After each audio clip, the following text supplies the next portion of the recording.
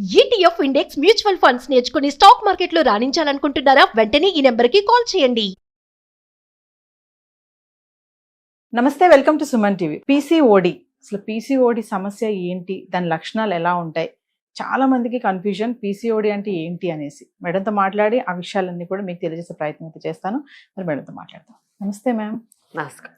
Ma'am, alcohol తీసుకున్నాక romance చేయడం అనేది ఎంతవరకు కరెక్ట్ అంటారు? సో బేసిక్గా ఆల్కహాల్ అనేది ఒక ఇన్హిబిటర్. నవ్వుతూ తాగే వాళ్ళు నవ్వుతూ ఉంటారు, ఏడుస్తూ తాగే వాళ్ళు ఏడుస్తూ ఉంటారు. సో మన బాడీలో హార్మోన్స్ ఏవైతే కరెక్ట్గా వెళ్ళాలో ఆ హార్మోన్స్ని కొంచెం ఇంబ్యాలెన్స్ చేస్తుంది ఆల్కహాల్. ఆల్కహాల్లో కూడా content of alcohol and level of alcohol, level of intoxication, దాని తర్వాత ఎన్ని ఇయర్స్ నుంచి ఇవి తీసుకుంటున్నారనే దాన్ని బట్టే మనము మాట్లాడగలుగుతాం. బేసిక్గా ఆల్కహాల్కి వచ్చేసరికి పర్సనల్ చాయిసెస్ కొన్ని ఉంటాయి. కొంతమంది ఆల్కహాల్ ఆహ్లాదకరంగా ఉండడానికి వాడతారు, కొంతమంది ఆల్కహాల్ జస్ట్ ఆ రోజు స్ట్రెస్ రిలీఫ్ అవ్వడానికి వాడతారు, కొంతమంది ఆల్కహాల్ మంచి సెక్షువల్ లైఫ్ ఉండాలని వాడతారు, కొంతమంది ఆల్కహాల్ అసలు జీరో సెక్షువల్ లైఫ్, నాకు అసలు సెక్షువల్ లైఫే లేదు, నేను మందు మీదే ఉంటానని చెప్పి మందు మీద ఉండేవాళ్ళు ఉంటారు. So person to person alcohol డిఫరెంట్గా బిహేవ్ చేస్తుంది. బట్ ఏం చేసినా కూడా alcohol is a disaster. Basically it's a substance abuse. కొంతమంది సోషల్ డ్రింకింగ్ కోసం యూజ్ చేస్తారు, కొంతమంది ప్రాబ్లమ్ సాల్వింగ్ కోసం చేస్తారు, కొంతమంది ప్రాబ్లమ్స్ ఎస్కేప్ అవ్వడానికి చేస్తారు, కొంతమంది ఎడిక్ట్ అయిపోయి చేస్తారు. ఇవన్నిట్లో కూడా మనం ఎక్కడ ఏది చూసుకున్నా కానీ మా వరకు వచ్చేసరికి ప్రెగ్నెన్సీ, పోస్ట్ ప్రెగ్నెన్సీ అసలు జీరో ఆల్కహాల్ లిమిట్స్ ఉంటాయి. So and when you are planning pregnancy, definitely you should be off alcohol whatsoever it is, and alcohol is not allowed. But konni cultures lo it is allowed, konni families lo it is allowed, konni times lo social drinking is allowed. That is all again personal space. And sexual activity ko chesinattaute alcohol as such decreases sexual libido and it will not allow you to enjoy the feel. కానీ కొంతమంది అది believe చేయరు. And it is one of the reason for impotency also. It is one of the reason behind not even enjoying the act. But అది person to person vary అవుతుంది. And alcohol క్రానిక్గా తీసుకున్న వాళ్ళకి ఖచ్చితంగా difficulties ఉంటాయి. And ఆ difficulties express చేయలేక violent కూడా అవుతారు. Again alcohol double edge sword అంటారు కదా, నచ్చే వాళ్ళకి నచ్చుద్ది, ఇచ్చే వాళ్ళకి ఇచ్చుద్ది, కట్ చేసే వాళ్ళకి కట్ చేసేస్తుంది అన్నట్టు. అంటే మేడం, ఆ టైంలో సెక్స్ చేయడం వల్ల లేడీస్కి ఏమైనా సమస్యలు వస్తాయా?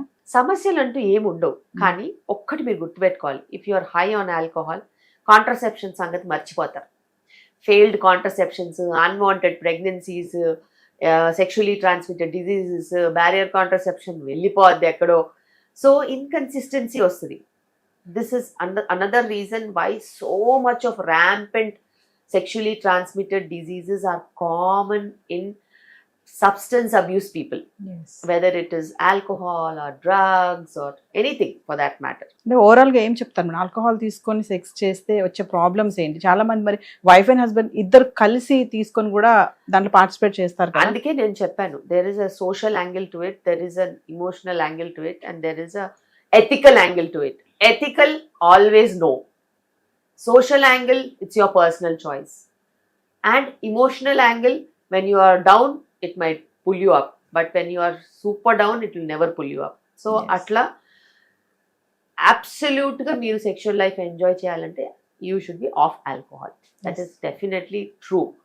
Because with alcohol, there are so many problems that it gives in long term. కానీ చాలా మంది అంటున్నారు ఆల్కహాల్ తీసుకొని చేస్తే కొంచెం మనకి ఎంకరేజ్మెంట్ ఉంటుంది, ఉత్సాహంగా ఉంటుందని అంటారు కదా మేడం. మరి వాళ్ళు ఫాల్స్ ఇన్హిబిషన్స్ ని పోషిస్తున్నారు. నువ్వు యాజ్ అ పర్సన్ లేని పవర్ ఆల్కహాల్ ఎక్కడి నుంచి తీసుకొస్తుందండి?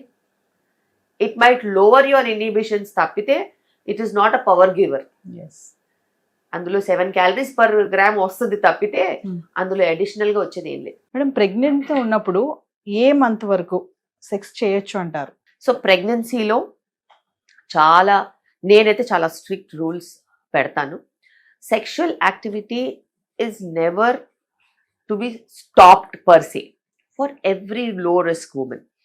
ప్రెగ్నెన్సీలో హై రిస్క్ ఉంటుంది, లో రిస్క్ ఉంటుంది. లో రిస్క్ వాళ్ళకి అసలు సెక్షువల్ యాక్టివిటీ మీద ఎటువంటి ఇన్హిబిషన్స్ కానీ రూల్స్ కానీ మేము పెట్టం. They can have their normal sexual activity and it is not contraindicated. Now again మనకి హై రిస్క్ సిచ్యువేషన్స్ ఉంటాయి. ప్లసంటా కిందికి ఉండి, సర్విక్స్ షార్ట్గా ఉండి, స్టిచ్ వేసి, ట్విన్ ప్రెగ్నెన్సీ ఉండి, సర్విక్స్లో ఇన్ఫెక్షన్స్ ఉండి, వెజైనాలో ఇన్ఫెక్షన్స్ ఉండి, రికరెంట్ యూరిన్ ఇన్ఫెక్షన్స్ ఉండి, ఇట్లా చెప్పుకుంటూ పోతే పెద్ద లిస్టే ఉంటుంది. అలాంటి సిచ్యువేషన్స్లో ఎటువంటి పరిస్థితుల్లో కూడాను సెక్షువల్ యాక్టివిటీ అనేది ఇది ఎక్కువ చేస్తుంది, ప్రాబ్లమ్ని ఇంక్రీజ్ చేస్తుంది. సో వాళ్ళకి మేము ఖచ్చితంగా చెప్తాం, సెక్షువల్ యాక్టివిటీ నుంచి, ట్రావెలింగ్ నుంచి, లిఫ్టింగ్ హెవీ వెయిట్స్ నుంచి మీరు దూరంగా ఉండాలి, స్ట్రీనస్ యాక్టివిటీస్ ఏమి చేయొద్దు అని.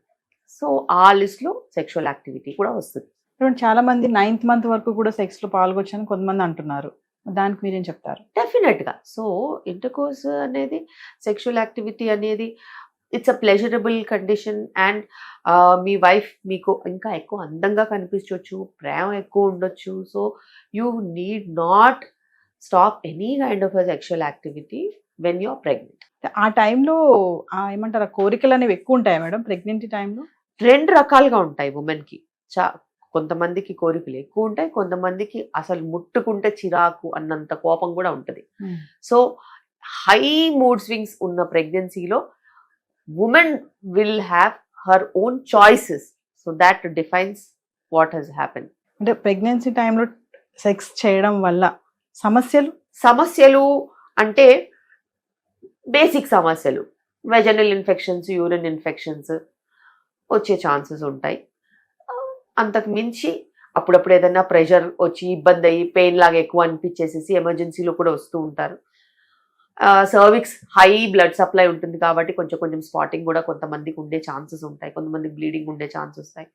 సో అది మనం వాళ్ళని చెకప్ చేసి దాన్ని బట్టి చెప్తాం. ఫెటల్కి ఏమి ప్రాబ్లం ఉండదా మేడం?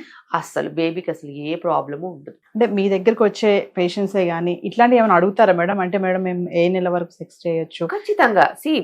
ఆబ్స్టిట్రిషన్ అనేది మా ముందు వాళ్ళకు ఓపెన్ బుక్. సో బేసిక్గా they have to discuss such things and they have to clear. Otherwise internet is full of non sense అన్నట్టు ఎవరికి నచ్చింది వాళ్ళు తీసుకొని చదువుకుంటారు. అది కరెక్ట్ కాదు. నీ సిచ్యువేషన్ని బట్టి, నీ మెడికల్ కండిషన్ని బట్టి your doctor will be able to tell you what is safe and what is not safe for you. Yes. Thank you, ma'am.